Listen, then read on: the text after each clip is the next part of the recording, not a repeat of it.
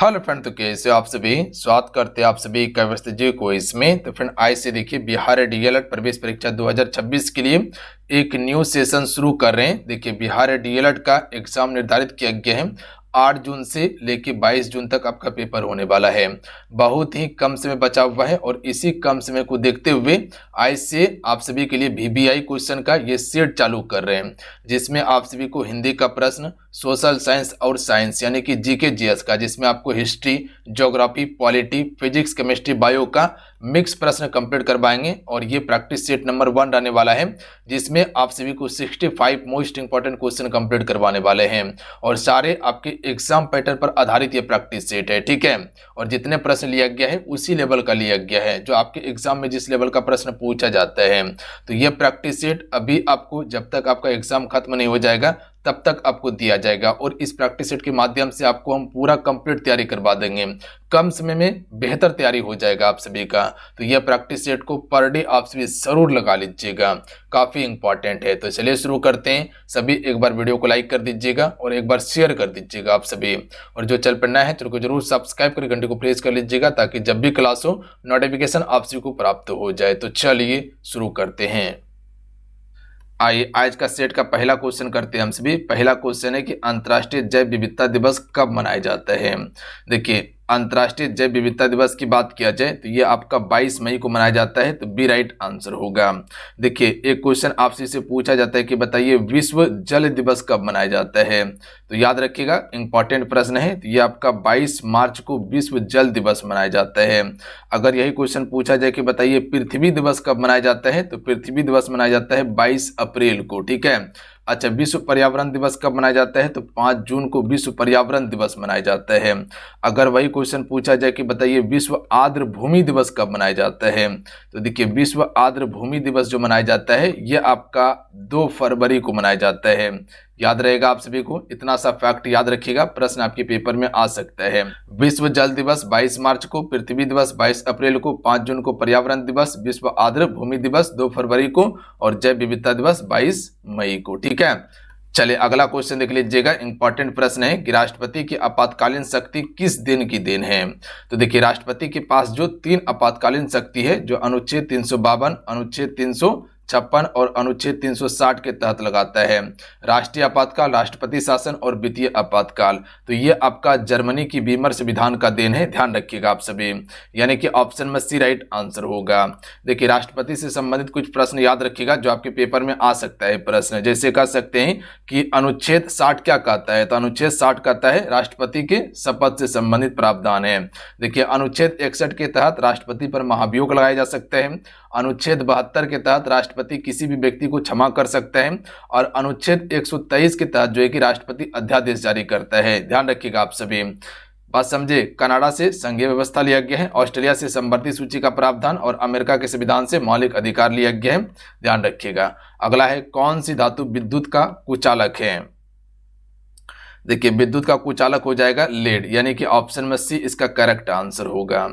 चलिए बाकी बात, ये सभी जो है ये सभी आपका विद्युत का चालक होता है और विद्युत का सबसे अच्छा चालक क्या है, चांदी। ध्यान रखिएगा आप सभी, चांदी जो है ये विद्युत का सबसे अच्छा चालक माना जाता है। एशियाई खेल पहली बार कहाँ आयोजित किए गए थे। देखिए अगर एशियाई खेल की बात किया जाए तो ये सबसे पहले आपका दिल्ली में आयोजित हुआ था। याद रखिएगा आप सभी, कहाँ पे, नई दिल्ली में। और इसका आयोजन कब किया गया था, तो ये चीज को ध्यान रखिएगा 1951 ईस्वी में। डेट को याद रखिएगा क्योंकि डेट से भी प्रश्न आपके पेपर में पूछ लिया जाता है। देखिए जितने भी मेरे साथ में जुड़े हुए हैं एक बार सेशन को जरूर लाइक कर लीजिएगा, सभी से रिक्वेस्ट करेंगे। देखिए ये जो सेट अभी हम न्यू वाला शुरू किए वीवीआई क्वेश्चन का, बिल्कुल आपके एग्जाम्स के लिए काफी ज्यादा इंपॉर्टेंट सेट है। तो समय निकाल के इस सेट को पर डे आपसे जरूर लगा लीजिएगा, काफी ज्यादा बेनिफिट करेगा आपको पेपर में, क्योंकि इसमें सारा एफर्ट दिया गया है। जितना प्रश्न बन सकता है, जो पूछा जा सकता है, ठीक है, वो सारा प्रश्न इस सेट में हम कंप्लीट करवाएंगे आप सभी को। क्योंकि समय कम है तो कम समय में अब टू द पॉइंट चीजें कंप्लीट कराएंगे। जो ज्यादा वीवीआई प्रश्न है, जो पेपर में आने की प्रबल संभावना होगा, तो वो सारा निचोड़ इस प्रैक्टिस सेट में हम आपको दे देंगे। तो याद रखिएगा आप सभी, नई दिल्ली इसका बिल्कुल राइट आंसर होगा। तो याद रखिएगा आप सभी। चलिए अगला क्वेश्चन का राइट आंसर कीजिएगा आप सभी। वन्य जीव अपराध नियंत्रण ब्यूरो का मुख्यालय कहाँ स्थित है? तो देखिए इसका मुख्यालय कहाँ पे है? नई दिल्ली में, यानी कि option number A right answer होगा। और भारत की राजधानी कहाँ है? नई दिल्ली है। कब बना था? 1912 में। इससे पहले राजधानी कहाँ था? कोलकाता था। ध्यान रखिएगा आप सभी। चलिए अगला क्वेश्चन है कि निम्नलिखित में से किस देश के साथ भारत की अंतर्राष्ट्रीय सीमा नहीं लगती है? देखिए भारत की अंतर्राष्ट्रीय सीमा की बात किया जाए तो पाकिस्तान के साथ लगता है, चीन के साथ लगता है, उसके बाद भूटान के साथ लगता है, नेपाल के साथ लगता है, बांग्लादेश के साथ, म्यांमार के साथ लगता है। जबकि श्रीलंका की बात किया जाए तो इसके साथ जलीय सीमा लगता है, ना कि स्थलीय सीमा। तो ऑप्शन नंबर क्या हो जाएगा? डी राइट आंसर होगा। देखिए आपका श्रीलंका कहाँ पे है? श्रीलंका इस क्षेत्र में है, तो यहाँ से इसका जलीय सीमा लगता है, ना कि स्थलीय। बाकी बात ये सभी का स्थलीय। देखिए भारत के साथ सबसे ज्यादा लंबी सीमा जो साझा करता है वो बांग्लादेश का होता है। चलिए अगला क्वेश्चन है कि टिहरी बांध निम्नलिखित में से किस दो नदियों के संगम पर स्थित है? फास्ट में आंसर कीजिएगा, थोड़ा सा फास्ट में हमसे चलेंगे, समय का बर्बादी बिल्कुल नहीं करना है। तो ये भागीरथी और भिलांगना नदी के तट पर स्थित है। याद रखिएगा आपसे, टिहरी बांध जो सबसे ऊंचा बांध है। चलिए अगला क्वेश्चन देख लीजिएगा आपसे। दक्षिण पश्चिम मानसून निम्नलिखित में से किस प्रदेश में सर्वप्रथम प्रवेश करती है? तो देखिए दक्षिण पश्चिम मानसून से ही भारत में सबसे ज्यादा वर्षा होता है। याद रखिएगा आप सभी। दक्षिण पश्चिम मानसून की अगर बात किया जाए तो जैसे कि ये आप भारत का मैप देख सकते हैं, तो ये आपका पश्चिम की ओर से कह सकते हैं कि आपका निकलेगा और उसके बाद ये पूरे भारत में वर्षा कराता है। तो सबसे पहले ये आपका केरल राज्य में प्रवेश करती है। और लौटती मानसून से वर्षा कहाँ होता है? तो तमिलनाडु में, इस क्षेत्र में लौटती मानसून से वर्षा होता है। ठीक है। जबकि दक्षिण पश्चिम मानसून की बात किया जाए तो ये आपका सबसे पहले केरल में प्रवेश करेगा। अगला क्वेश्चन देख लीजिएगा। रसायन उद्योग में कौन सा तेजाब मूल रसायन माना जाता है? तो देखिए रसायन उद्योग की यहाँ पर बात किया गया है, तो मूल रसायन जो माना जाता है वो सल्फ्यूरिक अम्ल को माना जाता है, यानी कि ऑप्शन में सी इसका राइट आंसर होगा। ध्यान रखिएगा आप सभी, याद रहेगा प्रश्न को। देखिए हर प्रश्न को हम कोशिश करते हैं कि इसी लेक्चर में आपको याद करवा दें, क्योंकि समय नहीं है जो अलग से आप देखिएगा। तो 1 से 2 बार रिपीट करके हम इसी लेक्चर में सारा प्रश्न आपको याद करवा देंगे, तो आराम से वहां पर प्रश्न बना लीजिएगा, दिक्कत नहीं होगा आप सभी को। अगला है कि प्रकाश के विद्युत चुंबकीय स्वरूप की खोज किसने की थी? तो देखिए इसका खोज जो किया था वो आपका मैक्सवेल ने किया था। याद रखिएगा आप सभी, यानी कि ऑप्शन में सी राइट आंसर होगा। तो अगर क्वेश्चन पूछा जाए कि प्रकाश विद्युत चुंबकीय स्वरूप की खोज किसने किया? मैक्सवेल ने। अगला क्वेश्चन देख लीजिएगा। कौन सा कोशिका का अंग केवल पादप कोशिका में ही पाया जाता है? देखिए पादप कोशिका चौकोर होता है, जबकि जंतु कोशिका गोलाकार होता है। तो कोशिका भित्ति हो गया, लबक हो गया और रिक्तिकाएं, ये सभी सिर्फ पादप कोशिका में होता है, ना कि जंतु कोशिका में। जंतु कोशिका में नहीं पाया जाता है। तो डी राइट आंसर होगा। चलिए क्वेश्चन नंबर 12 पर थोड़ा सा ध्यान दीजिएगा। भारतीय संविधान के किस अनुच्छेद में निर्वाचन आयोग का प्रावधान है? देखिए अगर इससे पहले जो हम कल क्लास आपको करवाए थे उसमें आपको निर्वाचन आयोग के बारे में बताए थे कि किस अनुच्छेद से किस अनुच्छेद तक इसका प्रावधान है। अनुच्छेद 324 से लेकर 329 तक इसका प्रावधान किया गया है। और निर्वाचन आयोग की स्थापना कब होता है? 1951 में होता है। तो ध्यान रखिएगा आप सभी, इसका बी राइट आंसर होगा। चलिए अगला क्वेश्चन देख लीजिएगा आप सभी। निर्वाचन आयोग का कार्य क्या है? चुनाव करवाना। ध्यान रखिएगा हर एक 5 वर्ष में कह सकते हैं चुनाव करवाता है। जैसे लोकसभा का चुनाव होता है, या कह सकते हैं कि जो राज्य में पंचायत का चुनाव होता है, या मुख्यमंत्री का चुनाव होता है ना, यानी कि राज्य विधानसभा का, यानी कि राज्य विधानसभा का चुनाव होता है। ये सभी निर्वाचन आयोग का दायित्व है। अगला है कि चारों चंद्र की चंचल किरणें में कौन सा अलंकार है? तो यहाँ पर देखिएगा एक ही वर्ण की आवृत्ति बार बार हो रहा है, चा चा चा।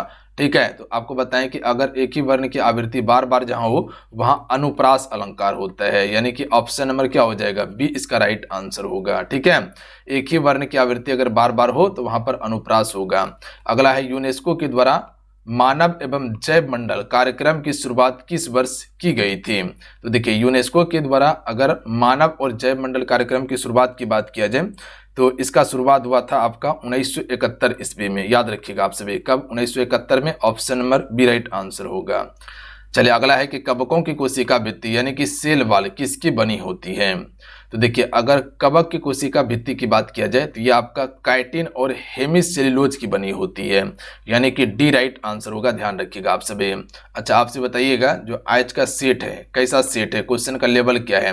क्वेश्चन का लेवल बिल्कुल शानदार लिया गया है, वही जो एग्जाम में पूछा जाएगा आप सभी से, ठीक है। चलिए अगला क्वेश्चन का आंसर कीजिएगा आप सभी।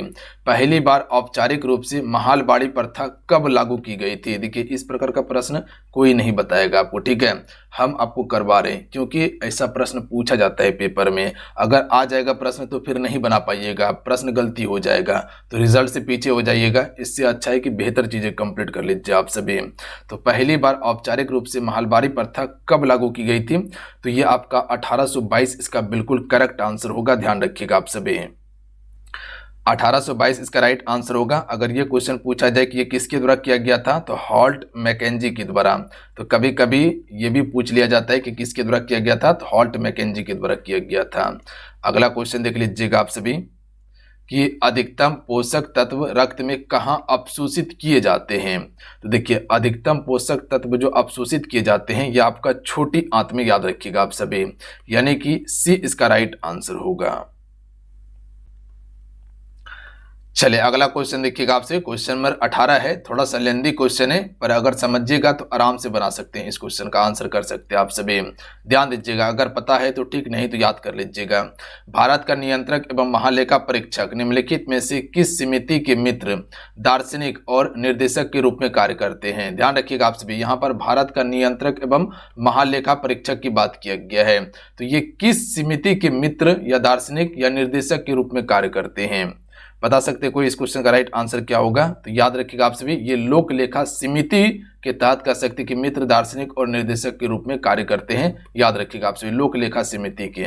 अगला क्वेश्चन है कि किसी अवरोध की कोर से प्रकाश का मुड़ना क्या कहलाता है। तो देखिए अगर किसी अवरोध की कोर से अगर प्रकाश मुड़ रहा है, ठीक है, तो इसे हम सभी विवर्तन के नाम से जानते हैं। बात समझे, अगर किसी सतह से टकरा कर वापस जा रहा है, जैसे कि प्रकाश आया और किसी चिकनी सतह पर टकराया और वापस चला गया, तो इसे परावर्तन कहा जाता है। क्या कहा जाता है, इसे परावर्तन कहा जाता है। जबकि अगर अवरोध की कोर से अगर मुड़ रहा है तो ये आपका विवर्तन कहलाएगा। अगला है, वे कौन सी दो धातुएं हैं जो सिल्वर रंग की नहीं होती। तो देखिए सिल्वर रंग की नहीं होती है, जैसे कि सोना हो गया, सोना क्या सिल्वर रंग का होता है, नहीं होता है। तब तांबा होता होगा, नहीं, तांबा भी सिल्वर रंग का नहीं होता है। तो ध्यान रखिएगा, ये ऑप्शन में बी वाला ही करेक्ट आंसर होगा।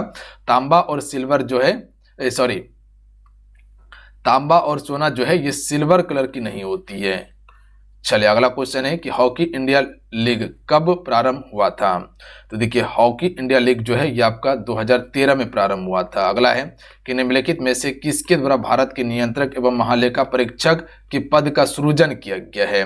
तो देखिए अभी नियंत्रक एवं महालेखा परीक्षक की बात किए थे ना, बिल्कुल, तो ये किसके द्वारा पद सृजन किया गया है, तो संविधान के द्वारा, क्योंकि ये संवैधानिक पद है, याद रखिएगा आप सभी। इसके अलावा जो नीति आयोग है, क्या वो संवैधानिक पद है, नीति आयोग संवैधानिक पद नहीं है, यानी कि योजना आयोग का स्थान जो नीति आयोग लिया है।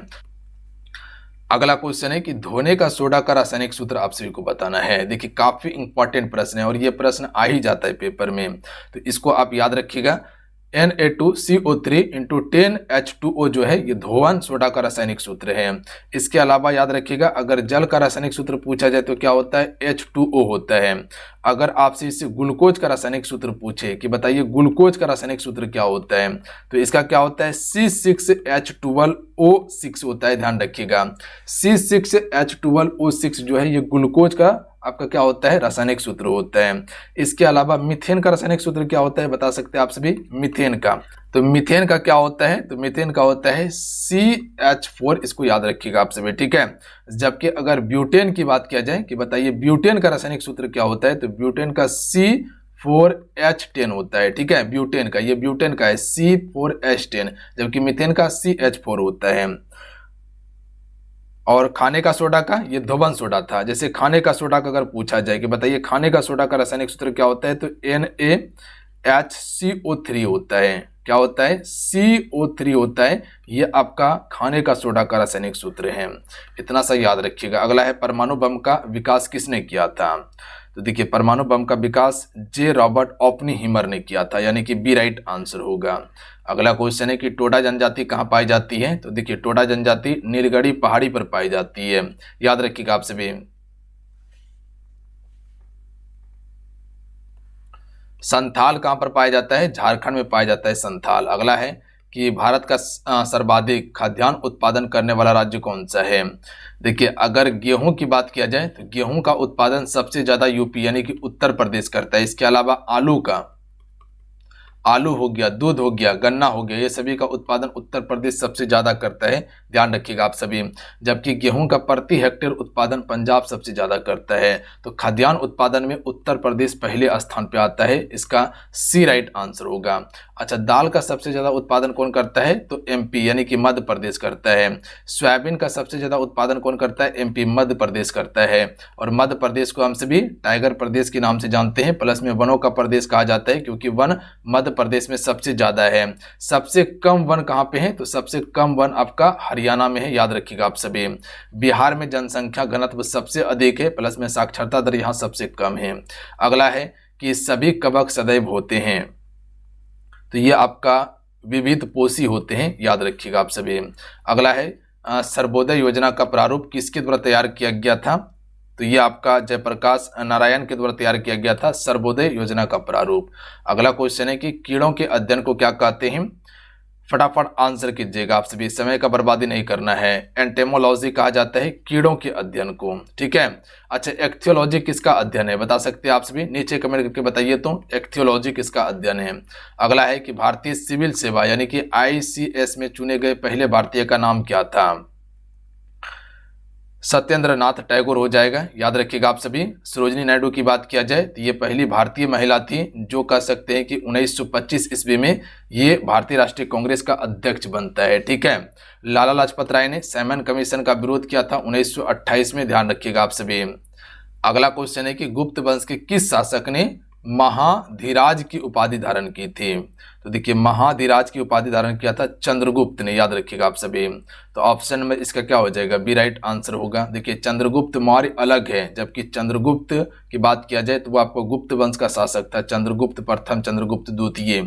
अगला है साधारण नमक का अनुसूत्र है। तो देखिए, साधारण नमक का अनुसूत्र क्या होता है? NaCl होता है, यानी कि ऑप्शन नंबर ए वाला राइट आंसर होगा। अगला है कि शरीर के लिए एंजाइम आवश्यक होते हैं क्योंकि? तो देखिए, शरीर के लिए एंजाइम क्यों आवश्यक होते हैं? क्योंकि ये जीव रासायनिक क्रियाओं के उत्प्रेरक हैं, इसी कारण से, ठीक है। क्या बताएं? क्वेश्चन को फिर से समझिएगा कि शरीर के लिए एंजाइम आवश्यक होते हैं क्योंकि ये जीव रासायनिक क्रियाओं के उत्प्रेरक होते हैं। अगला है कि राष्ट्रपति निम्नलिखित में से किस सूची के विषय पर अध्यादेश जारी कर सकता है? तो आपको बताए थे कि अनुच्छेद 123 के तहत राष्ट्रपति अध्यादेश जारी करते हैं, तो ये आपका संघ और संवर्ती सूची के विषय पर, याद रखिएगा आप सभी। संघ और संवर्ती सूची के विषय पर अध्यादेश राष्ट्रपति जारी कर सकता है। देखिए, संवर्ती सूची कहां से लिया गया? ऑस्ट्रेलिया के संविधान में, और 7वीं अनुसूची में ही संवर्ती सूची का प्रावधान किया गया है। राज्य सूची में राज्य सरकार कानून बनाता है, संघ सूची में संघ सरकार यानी कि केंद्र सरकार कानून बनाता है, जबकि संवर्ती सूची में दोनों मिलकर कानून बनाएगा। पंचायती राज संस्थाओं के संगठन के 2 स्तर का सुझाव किसने दिया था? देखिए, एक आपको बताए थे बलवंत राय मेहता समिति, और एक आपसी को बताए थे अशोक मेहता समिति। देखिए, अशोक मेहता समिति ने 1977 में पंचायती राज का 2 स्तर बताया था। पहला ये बताया था जिला स्तर पर जो जिला परिषद होगा, और दूसरा निचला स्तर जो मंडल पंचायत की बात इसने किया था, बट ये फॉलो नहीं हुआ था, ध्यान रखिएगा आप सभी। उसके बाद आता है बलवंत राय मेहता समिति, जिसने त्रिस्तरीय पंचायत की बात किया था 1957 में। त्रिस्तरीय पंचायत क्या क्या था? पहला आपका ग्राम पंचायत हो जाएगा, उसके बाद ब्लॉक स्तर पर पंचायत की बात किया गया था, उसके बाद जिला स्तर पर बात किया गया था, और अभी यही फॉलो होता है बलवंत राय मेहता समिति वाला। तो ये अशोक मेहता समिति ने दिया था, ठीक है। अगला क्वेश्चन है कि दाची ग्राम वन्यजीव अभ्यारण्य निम्नलिखित में से किस राज्य में है? देखिए, अगर दाची ग्राम की बात किया जाए तो इससे पहले कल के सेशन में हम ये क्वेश्चन आपको करवाए थे। बता सकते हैं ये किस राज्य में है? तो याद रखिएगा, ये आपका जम्मू कश्मीर, और जम्मू कश्मीर अभी क्या है? केंद्र शासित प्रदेश है, ध्यान रखिएगा। जम्मू कश्मीर हो गया, और इसके अलावा लद्दाख, ये दोनों केंद्र शासित प्रदेश हैं।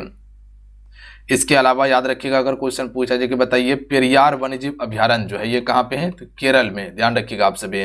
अगर क्वेश्चन पूछा जाए कि बताइए रणथंभौर जो है, रणथंभौर वन्यजीव अभ्यारण्य कहाँ पे है? तो ये आपका राजस्थान में हो जाएगा, याद रखिएगा आप सभी। अच्छा, डालमा कहाँ पे है? डालमा वन्यजीव अभ्यारण्य कहाँ पे है? तो ये आपका झारखंड, इसको दालमा कहा जाता है, डालमा नहीं, दालमा। दालमा वन्यजीव अभयारण्य आपका झारखंड में है, ध्यान रखिएगा आप सभी, कहाँ पे, झारखंड में। अच्छा, अगला क्वेश्चन पूछा जाए अगर आपसे इसी के बताइए मानस वन्यजीव अभयारण्य कहाँ पे है, तो ये आपका असम में है, ध्यान रखिएगा आप सभी। और सरिस्का कहाँ पे है, सरिस्का ये भी आपका राजस्थान में है, कहाँ पे है, सरिस्का राजस्थान में। तो पेरियार केरल, रणथंभौर राजस्थान, दालमा झारखंड में, मानस असम में और सरिस्का कहाँ पे है, राजस्थान में। अगला क्वेश्चन है कि सैमन कमीशन के बहिष्कार का मुख्य कारण क्या था। देखिए, अगर सैमन कमीशन की बात किया जाए तो ये आपका 1927 में इसका गठन किया गया था, कहाँ पे, ब्रिटेन में। बट भारत ये आया था 1928 में, और इसका जो है कि कह सकते हैं जोर शोर से भारत में विरोध किया गया था। विरोध करने का कारण क्या था कि इसमें एक भी भारतीय नहीं था, सारा अंग्रेज था। लगभग 7 कह सकते हैं कि इसमें व्यक्ति था जो आपका साइमन कमीशन का अध्यक्ष था, और इसमें मुख्य जो अध्यक्ष था वो साइमन, जॉर्ज साइमन जो था, ये इसका मुख्य अध्यक्ष था। और इसका मुख्य कारण था विरोध करने का क्या, तो सभी सदस्य अंग्रेज थे, इसी कारण से इसका विरोध किया गया था। और इसी आंदोलन में कह सकते हैं कि लाला लाजपत राय जो है वो आपका मारे जाते हैं अंग्रेजों के द्वारा लाठी चार्ज करने पर, जो सिर पर लग जाता है, क्योंकि लाला लाजपत राय प्रमुख नेता था इसका विरोध करने में। अगला क्वेश्चन है कि प्रथम पंचवर्षीय योजना विकास किस मॉडल पर आधारित था। देखिए, पहला पंचवर्षीय योजना की बात किया जाए तो यह आपका किस मॉडल पर आधारित था, तो इसका राइट आंसर हो जाएगा हेरोड डोमर मॉडल पर आधारित था, ध्यान रखिएगा आप सभी, यानी कि ऑप्शन में ए राइट आंसर होगा। देखिए, पहला हेरोड डोमर मॉडल पर आधारित था, किस पर फोकस किया गया था, कृषि पर पहला योजना में फोकस किया गया था। पहला योजना 1951 से लेकर आपका 56 तक चला था। देखिए, योजना आयोग की स्थापना 1950 में हुआ था, बात समझे आप सभी। अच्छा, दूसरा मॉडल किस पर आधारित था, पीसी महालनोबिस मॉडल पर आधारित था दूसरा, और ये 1956 से लेकर 61 तक चलता है ये वाला, ठीक है। और किस पर फोकस किया गया था, तो आपका औद्योगिकीकरण पर फोकस किया गया था, याद रखिएगा आप सभी, औद्योगिकीकरण पर फोकस किया गया था। और तीसरा अगर बात किया जाए तो वह आपका अर्थव्यवस्था को आत्मनिर्भर बनाने के लिए शुरू किया गया था, 1961 से लेके 1966 तक ये आपका चलता है, ठीक है, 61 से लेके 66 तक चलता है। उसके बाद फिर योजना अवकाश हो जाता है, तो इतना सा याद रखिएगा आप सभी। चलिए, अगला क्वेश्चन है कि भारत में निम्नलिखित में से किस राज्य की तटरेखा सबसे लंबी है। अच्छा, 5वीं पंचवर्षीय योजना बता सकते हैं आप सभी, इसका समय पीरियड क्या था, तो 5वीं पंचवर्षीय योजना का समय पीरियड था 1974 से लेके 1978 तक था, ध्यान रखिएगा आप सभी, मात्र 4 वर्ष का ही योजना था। इसी में गरीबी हटाओ का नारा दिया गया था, ठीक है।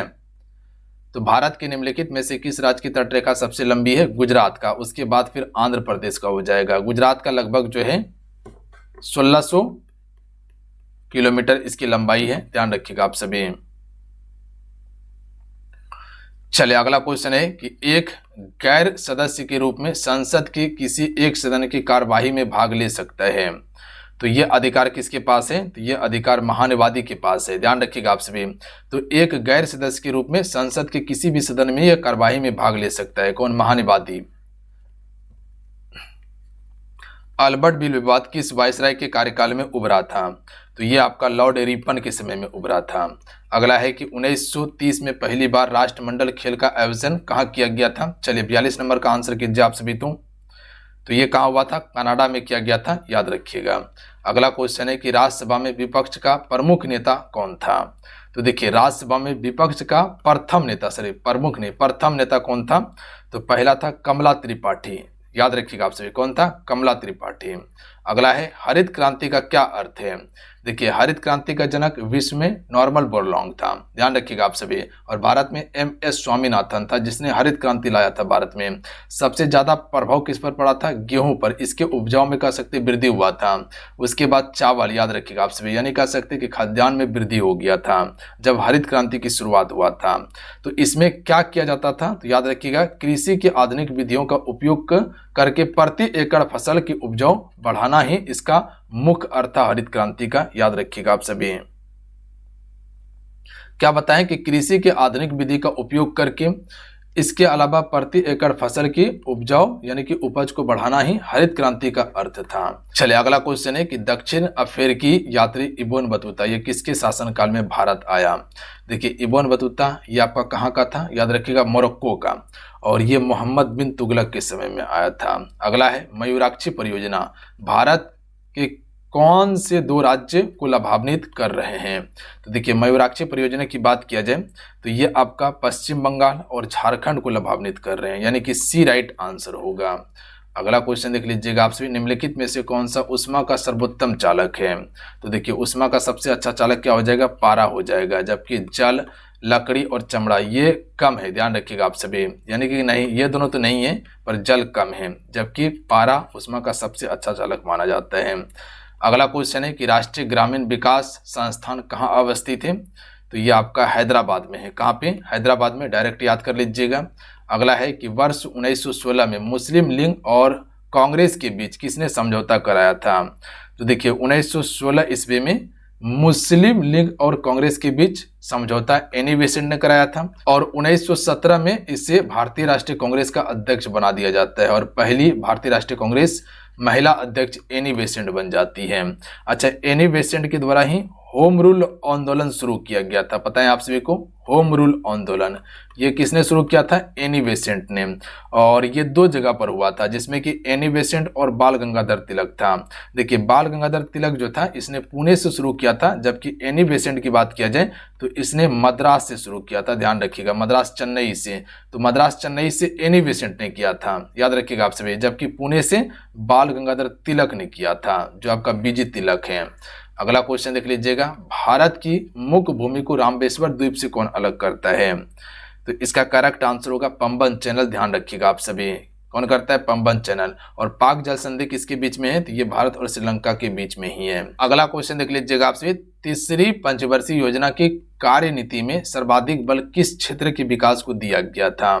देखिए तीसरी पंचवर्षीय योजना जो आपका चलाया गया था 1961 से लेके 1966 तक था और इसमें अर्थव्यवस्था को आत्मनिर्भर करना था, यानी कि अपने आप को आत्मनिर्भर करना था और रोजगार का निर्माण करना था। पहला नहीं होगा क्योंकि ये पहली पंचवर्षीय योजना का मुख्य लक्ष्य था कृषि पर फोकस किया गया, दूसरा में उद्योग में, तीसरा आपका रोजगार निर्माण होगा, ठीक है। जबकि चौथा की अगर बात किया जाए, जबकि चौथी पंचवर्षीय योजना की बात किया जाए तो इसमें स्थिरता के साथ विकास पर बल दिया गया था। अगला क्वेश्चन है कि द्विगु समास उदाहरण है। देखिए द्विगु समास में बताए थे कि आपको संख्या गिनती करने के लिए मिलेगा, तो देखिए यहाँ पर त्रिभुवन, ठीक है, ये आपका द्विगु समास का उदाहरण है। अगला क्वेश्चन है कि इनमें से द्वंद्व समास है, तो द्वंद्व समास मतलब अपोजिट वर्ड, रुपया पैसा, द्वंद्व समास का उदाहरण है। अब यही भाव समास का एक उदाहरण यथाशक्ति का सही विग्रह क्या होगा। तो यथाशक्ति में कौन सा समास है, तो अब यही भाव, और इसका समास विग्रह होगा शक्ति के अनुसार, याद रखिएगा आप सभी, डायरेक्ट प्रश्न आ जाएगा शक्ति के अनुसार। अगला क्वेश्चन है कि उत्पत्ति के आधार पर शब्द कितने भेद हैं। तो देखिए उत्पत्ति के आधार पर शब्द के 4 भेद होते हैं। कौन कौन से भेद होते हैं शब्द का, तो याद रखिएगा आप सभी, पहला हो जाएगा तत्सम, दूसरा तद्भव, तीसरा देशज, चौथा विदेशज हो जाएगा, तो कुल 4 होगा। चलिए अगला क्वेश्चन है कि संस्कृत के ऐसे शब्द जिसे हम ज्यों का त्यों प्रयोग में लाते हैं, उसका कोई भी परिवर्तन नहीं होता है और उसका हिंदी में प्रयोग कर रहे हैं, उसे क्या कहते हैं, तो उसे तत्सम शब्द कहा जाता है। जो संस्कृत का शब्द था, ठीक है, उसका ज्यों का त्यों हम सभी प्रयोग में ला रहे हैं, वो आपका क्या हो जाएगा, वो तत्सम होगा। अगर वही संस्कृत वाला शब्द को हम बदल के प्रयोग कर रहे हैं, कुछ उसमें परिवर्तन ला दिए हैं, तो वो आपका तद्भव शब्द होगा, ध्यान रखिएगा, बदला हुआ रूप को तद्भव कहा जाता है। अगला है निम्न में से कौन सा रूढ़ शब्द का उदाहरण है। रूढ़ शब्द क्या होता है, जिसे तोड़ा नहीं जा सके। वाचनालय इसको तोड़ सकते हैं, समतल इसको तोड़ सकते हैं, विद्यालय इसको तोड़ सकते हैं, ये नहीं होगा। पशु ये आपका रूढ़ शब्द है, पशु को तोड़ सकते हैं क्या, प और सु अलग हो जाएगा, तो इसका कोई अर्थ निकलेगा नहीं निकलेगा, तो यही आपका रूढ़ है। अगला है अर्ध सममात्रिक का छंद है। देखिए अर्ध सममात्रिक छंद का कौन उदाहरण हो जाएगा, तो ये आपका हो जाएगा दोहा, ध्यान रखिएगा, दोहा का उल्टा सोरठा होता है, ध्यान रखिएगा आपसे, दोहा का उल्टा क्या होता है, सोरठा, और ये अर्ध सममात्रिक छंद का उदाहरण है। चलिए अगला क्वेश्चन देख लीजिएगा आपसे, चौपाई के प्रत्येक चरण में कितनी मात्राएं होती है।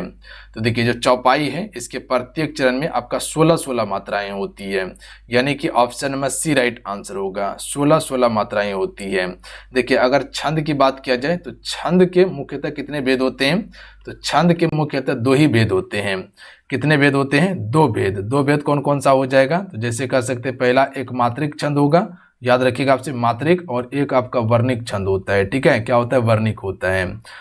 चलिए अगला क्वेश्चन देख लीजिएगा आप सभी, अच्छा, दोहा छंद की अगर बात किया जाए, जैसे यहाँ पर अभी बताए थे आपको दोहा के बारे में, तो दोहा में अगर छंद की बात किया जाए तो इसमें 13 और 11 मात्राएं होते हैं, 13 और 11 मात्राएं। अगला क्वेश्चन देख लीजिएगा, आपसे भी क्वेश्चन है कि शब्द रचना के आधार पर बताइए कि कौन सा शब्द योग रूढ़ है।